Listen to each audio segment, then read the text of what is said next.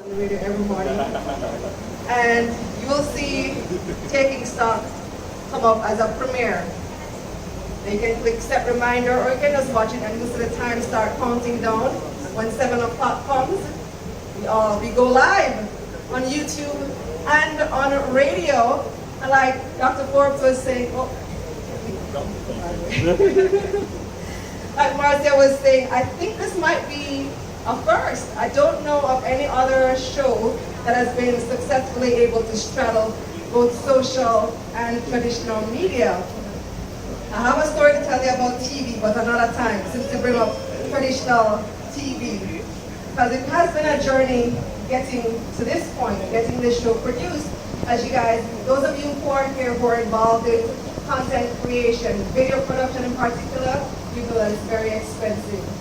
It is not cheap to pull off a show. To pull off a TV show or a video production show, you have to pay for equipment, camera, crew, lighting, studio space, all kinds of stuff. And it is not a cheap venture. So thanks also, Marcia, for bringing up the sponsors. I have a story that I could tell you about each and every one of them.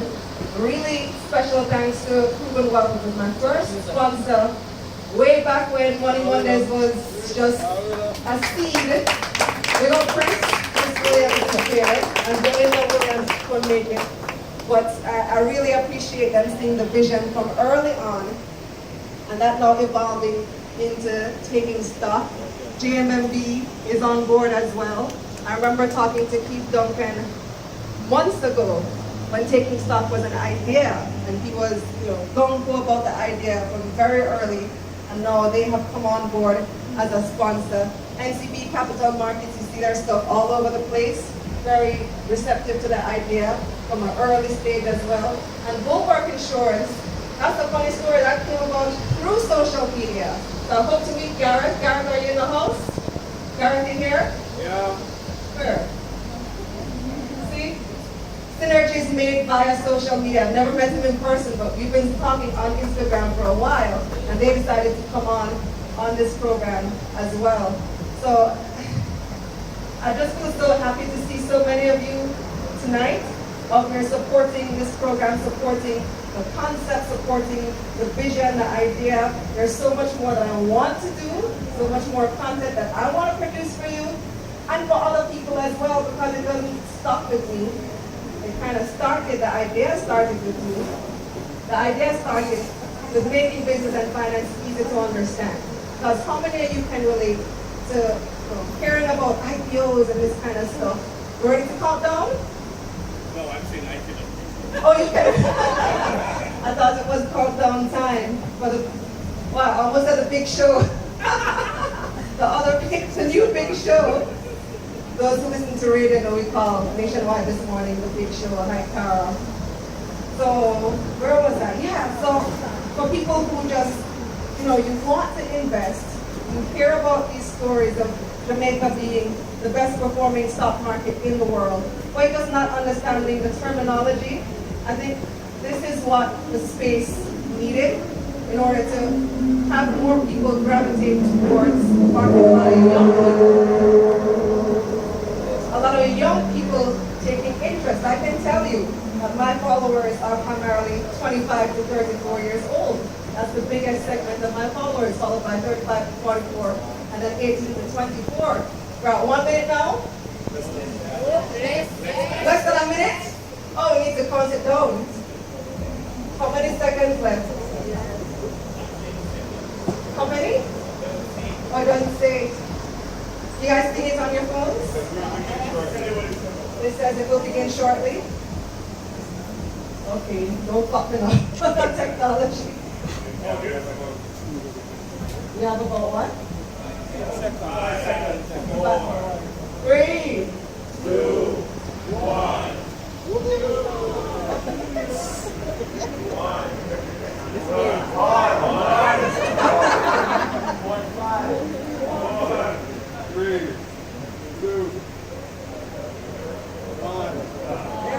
There we go. Mine is just 7. Time to go on the YouTube, guys. YouTube has to make their money too.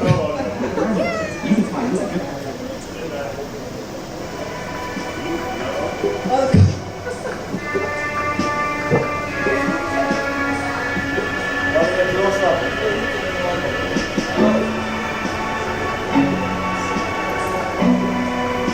Countdown is starting over.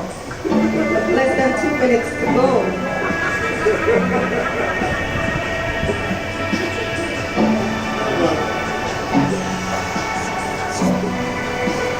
Anybody had their money mix cocktail courtesy Jangas tonight? I didn't even mention Jangas. Jangas is on the sign. Tastes very good. She says it tastes very good. Thank you so much to Carrie, Cornelius, Maury, Ronnie Young for co-sponsoring this launch this evening. Thanks to Sign Text. 5, 4, 3, 2, 1.